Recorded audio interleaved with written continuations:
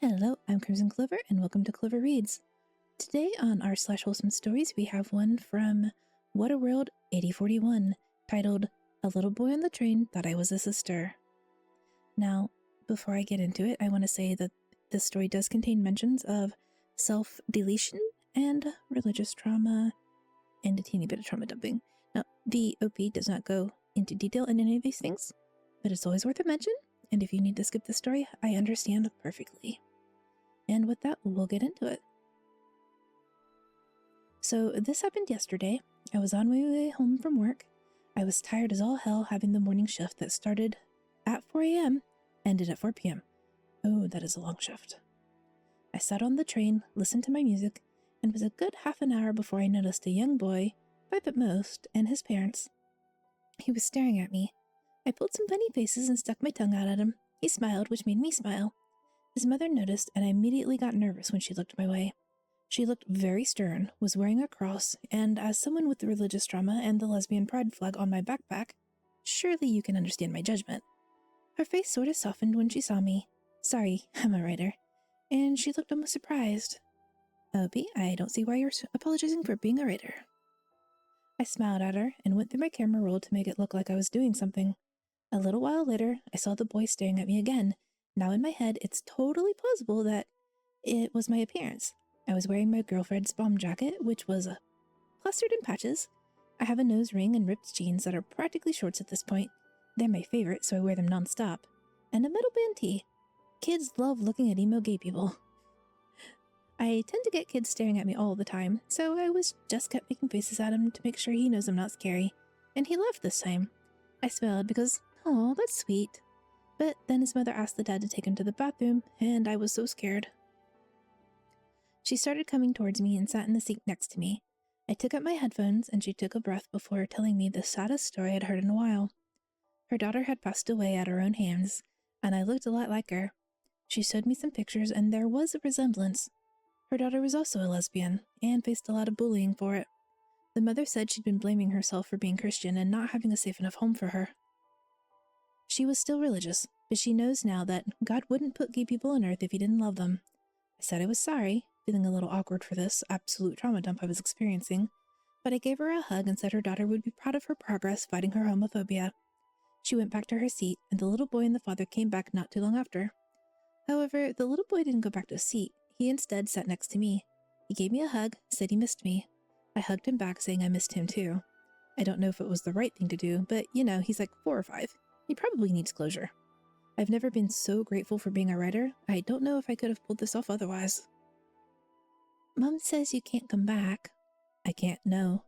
But I wanted to see you before I passed on. I don't want you to get a hell, sister's name, I'm assuming. And he started crying.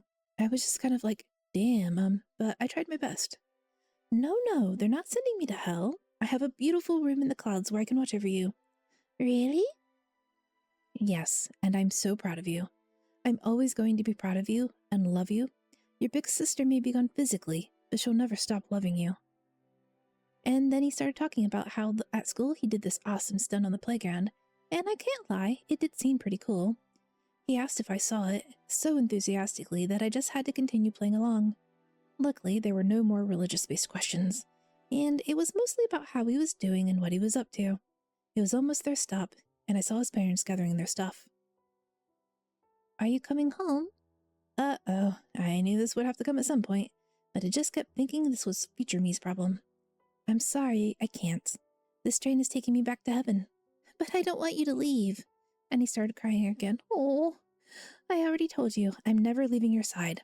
I'll always be with you. You promise? Yeah, I promise. He gave me one last hug and trotted back over to his parents. When they got off, they waved, and I could see the mom crying, and the dad couldn't even look at me. Again, I'm not sure if what I did was right, but it feels nice to know that I gave a young boy the goodbye he probably never got to give. Aww. That was an incredibly kind thing for Opie to do.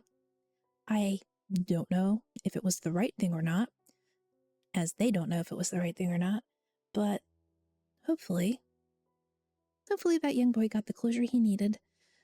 And, did I say that was brave? Because that was brave.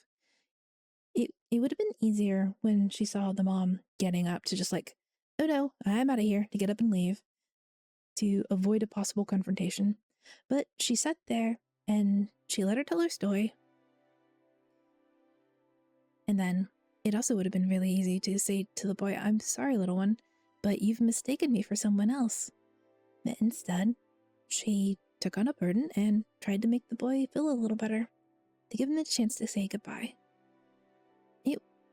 I would like to see more kindness of this level in the world.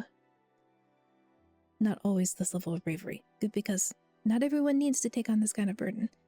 Maybe not everyone should take on that kind of burden, but that if he was willing is a very kind thing. And if you're struggling, whether you're in the closet or if you're out, I don't mind either way. You do what is good for your own mental well-being. But if you're struggling, please reach out for help. There are organizations like the Trevor Project, I'll leave them listed below, who are willing, to work with you, to listen to you, to give you resources and a community. So you are not alone. Please don't say that final goodbye. Anyway, thank you for listening. If you want to share your own stories, I'm always willing to listen in the comments down below. This touched my heart a lot and made me sad, and I kind of want to go give somebody a hug. Anyway, thank you for listening. I hope you have a great rest of your day. Happy Pride, everyone. Bye-bye.